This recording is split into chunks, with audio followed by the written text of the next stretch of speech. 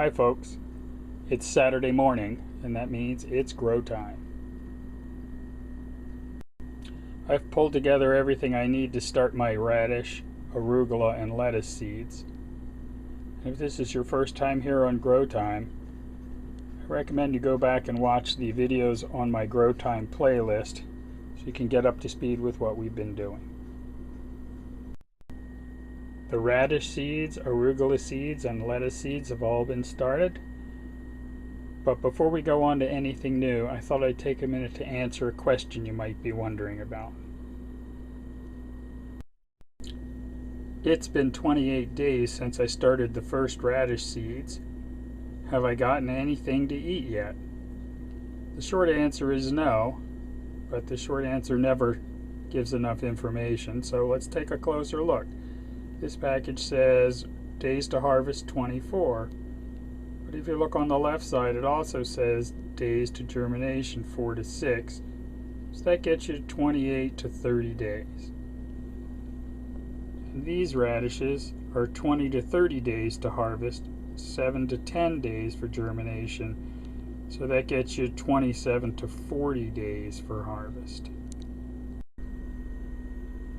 But it's not that simple. If you grew your radishes indoors, you may have some that are ready to harvest, but I transplanted mine outside, and now we have to take into account things like cloudy days, high winds, and the effect of temperature on growth rates. To do that, we're going to have to take a trip outside. It's been raining all night, so it's going to be gray and overcast, but we'll take a look anyway. Before we look at the radishes, let's take a look at these mustard plants. They are a couple of inches tall. They've been in this garden bed for about 3 weeks. And now let's look at this mustard plant. It's the exact same age. I started the seeds on the same day, and I transplanted them outside about the same day. This might have been in the ground 1 day longer. But if you look at the size of the leaves, they're much larger. And I've actually already picked a couple of leaves off of this plant. The only difference is this has been under a row cover, and that has elevated the temperature inside this garden bed. So you can see what a big impact having a warmer temperature has on the growth rate of plants. These radish seedlings are 1 week old.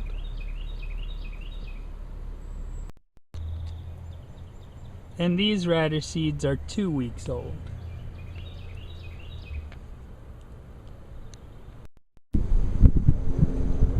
These radish seedlings are 3 weeks old. They've been in the ground for 1 week. And these radish seedlings are 4 weeks old. They've been in the pot for 2 weeks. None of them have started forming bulbs yet. It's interesting to note that the radish with the broken stem is still alive. And it looks like one of the lettuce seeds that got dug up is trying to grow. It's been 2 weeks. And this radish has been in the ground for a couple of weeks. It's also 4 weeks old. It's putting on good leaves. Its seed leaves are dying off. It should start forming a bulb soon, maybe within the next week. I'm back inside out of the cold and wind.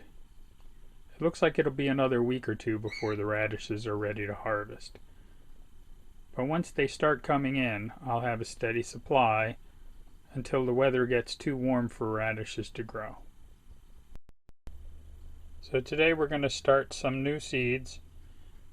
This is a single serving yogurt container. I've poked some holes along the bottom. We're going to fill these with soil, and then we're going to plant some seeds. This is a pack of large red cherry tomatoes from American Seed Company.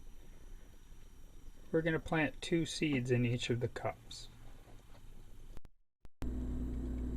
Poke 2 holes 1/4 inch deep in each cup.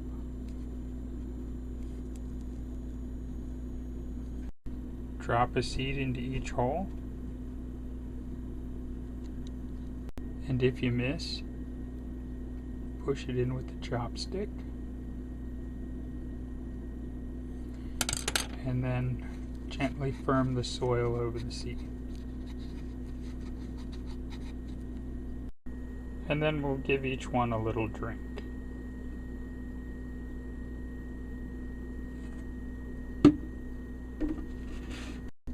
Up to now, all the seeds we've started can survive in cool weather, but tomatoes are tropical.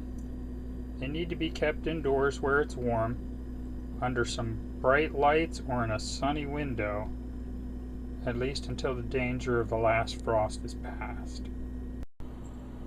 And for you overachievers, I have one last project you can work on. I had a sweet potato that started sprouting. I've laid it in a tray half filled with water, and I'm growing out sweet potato slips.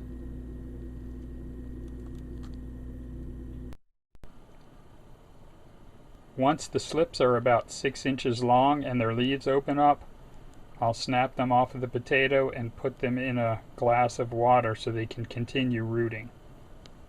Sweet potatoes can't go out into the ground until the earth is warm, so it'll be weeks, but that's okay.